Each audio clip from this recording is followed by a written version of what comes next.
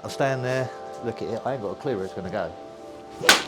Angle of attack is 6.8 down. Like you said, you used to play off 4.6, but this is also why it's probably gone up to 14.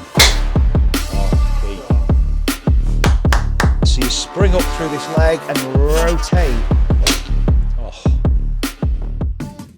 Any injuries in the past or present? Not really, no. Nothing, just the handicap at the minute. It's gone. Yeah, just fat as well. We'll let a few shots loosen up, and then we'll take some measurements, get you on the pressure plate, get some measurements with the flight scope, see what's going on. You just fire away.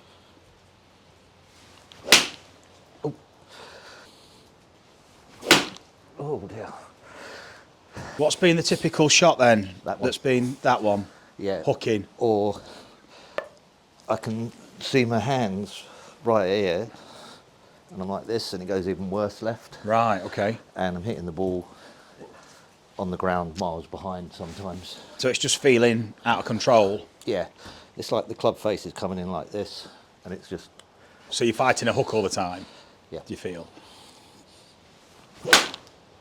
I'm guessing you didn't used to play with a big hook, or has it always just been a bit of a draw? Yeah. And it's just turned into a hook? Yeah, it's just got worse and worse. And then fat, thin. If I get a drive on the fairway, I know this for me is 160-ish. Yeah. And then I stand there, look at it, I ain't got a clue where it's going to go. But if I'm going to miss, it's going to be left. Or... It's kind of in your mind, isn't it then? Like you say, yeah. You've got that big shot in your mind, you're almost waiting for it to happen, or you're just trying to avoid it. Got no clue where it's going to go. What we've got a club path 8.7 to the right, face closing 5.1. Angle of attack is 6.8 down. Okay, so what I'm going to explain is what this means, because your attack angle on your previous one was 9.7 down, 7.7 before that. These are quite heavy down, okay? Awesome strike. Right, let's have a look what's going on, because these paths are huge. That club path, 16.2 to the right. So we're swinging a long way to the right. You weren't hitting down as much then, 4.7. So I'll explain what this is. Again, 13.5 right. This is the number we need to, 9.7 down. So if this is your swing, that's where we're striking the ball. Without changing my swing direction, the more I hit down, the more my path goes to the right. Does that make sense? Yes. Yeah. So if I'm hitting up, it goes to the left. What we're doing at the moment is we're swinging massively down, and we're swinging right as well, which gives us a big path to the right, massive path. There's nothing wrong with hitting down as hard, but if I want to hit down hard, I actually need to swing left for a path that's going straight. That's like a punch shot, if you like. Yep. Maybe. With a driver, hitting on the up, I probably just need to swing more that way, so that by the time I catch the golf ball, path's a bit more neutral or just to the right. Okay. Yep. That with an iron, hitting down, would be over there. So we've just got a swing that is oriented way too much to the right, which means you've got to close the face a lot. Now you're reliant on getting that face closure. If you don't get it in time, it's just giving you that really strong, almost smothered kind of flight. You wouldn't guess that guy is hitting 7, 8, 9 degrees down. You think you're hitting shallow or even up, but you're hitting down because you're so far in front. Look. Yeah, clearly see it. There you are. That's why you're hitting down on the ball with a really early release. So it's a really good cheat mechanism. Like you said, you used to play off 4.6, but this is also why it's probably gone up to 14 in a year, because this is really tricky to manage. Hi guys, I'm here at the Golf Group in London. We've just run a GRF golf school. It's been an amazing day, and our next stop is America. We're coming over to California to run two-day golf schools in collaboration with Be Better Golf. I can't wait for this. So if you're interested in joining us for the GRF Golf Experience in America, follow the link in the description, and hopefully we'll see you there. What we're going to do first is we're going to see if we can adjust our movement to control the swing direction. And you've already got what you need, right, to play better, but this is what we need to do to take it to a different level.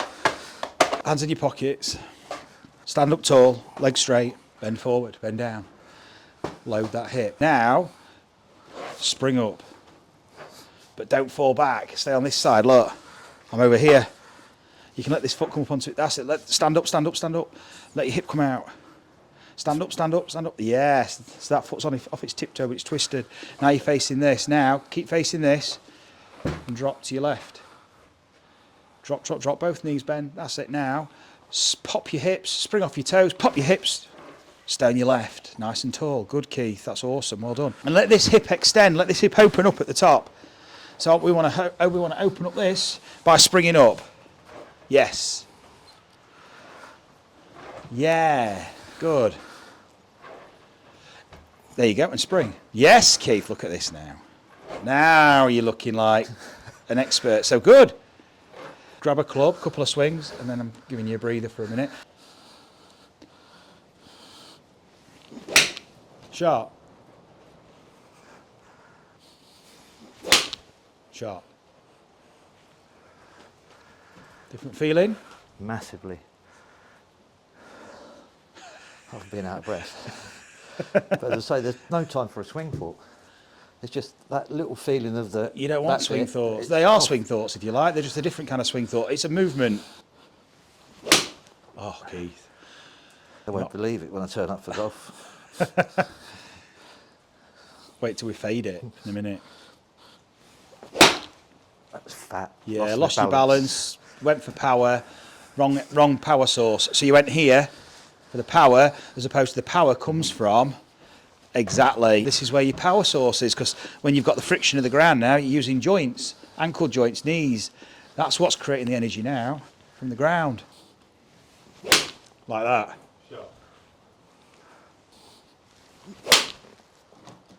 See the consistency in the shape? Yeah. So there's no big shape because you've not got a massive face to path. Otherwise the ball will be, especially with this wind today. The dispersions come right in. Oh, that's fantastic. You meant business then. See if you can play a fade now. A fade? Yeah.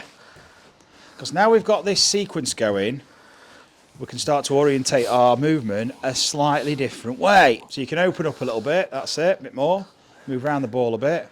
Fade off the red flag in the distance. Onto it really, I'd say off these trees on the left.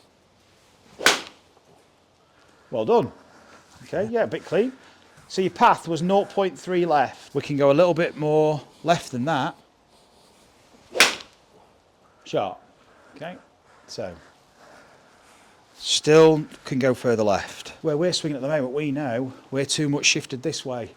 And we've brought it into what we feel is a fade, but we're still pretty straight. That's because you've got a natural downward angle of attack, but that's fine. Just stand on the carpet first, and I just want you to just rotate, Keith. Just rotate. Standing more upright for me and just twisting. With using the upper body to start. Yeah. There you go. Now use the ankles and the knees just to look at that. Now step back onto the GRF and drop and pop. Good, now drop. Now stand up to rotate back. Now keep it behind you and just drop to your left. Drop, drop, drop. Good, so you can drop, just sit down, there we go. Now spring up to rotate to me. Don't fall back. Stay on the left and, yeah, so you spring up through this leg, extending through here and rotate this leg like that. There you go. Feel okay? Yep. So you're extending through your hip, through your leg. Now go again. Drop it and pop it. Drop. Leave it behind you. Now pop to bring it. That's it. Nice. And drop. Oh, that is money, that move then. Well done. That is awesome. Look at that. Now you've got a face that's right of your path. 5 degrees left with your path, 1.7 open with your face. Same again, look at that, fading up against that wind. Let's go to a longer club. Nice, well done. Just want you to feel the drop and then how the pop throws it off your rib cage. And then you can swing more for the draw and let the body throw the arm off more in that direction. So it's this we need with the driver, big time. Yes. Now, that's it. Now, less tension in the arm so you can just let this thing react, so you just throw it back as you step forward at the same time for this exercise. Nice, yeah. Now there's a bit too much tension, arms are a bit too rigid here. Just let the elbows bend a little bit, let it swish. There we go. Well played. Absolutely brilliant. That's now travelling up with the momentum you're now dropping later on in the backswing. Shot. Shot. If you were trying to optimise a driver, you're wanting a 12-13 degree vertical launch, a 2-6 spin, and you've got a 1.7 angle of attack up with a path just to the right with the face slightly closed. And your face was 0.8 right of target, so it's just drawing straight down the middle. 241.1 carry, and your clubhead speed's 104. And your clubhead speed before was 103 on the other one, but 104.2. Brilliant, that. Different feeling? Yeah. What was your driver doing before? Because we're not seeing... It was over there, miles left, slicing, first tee on a Sunday morning, straight right into the woods. They're all laughing. Really? Not anymore. Oh, Keith. I don't think I can hit it any better than that. That's awesome, mate. 106.1 clubhead speed, it's going up. I haven't hit the golf ball like that all this year in a session. Yeah. You wouldn't believe it. I mean, just some of the thin ones, and obviously when I started. Oh, yeah. But I'm more than happy. It's awesome. Mate, Keith. Marcus, thank you very much. Thanks, pal. Brilliant. George, appreciate it. Thank you very much. That was brilliant, mate. Well done. That was awesome. Oh, fantastic. And he was telling me to hit you out there when you were collecting balls. And that's exactly what he did.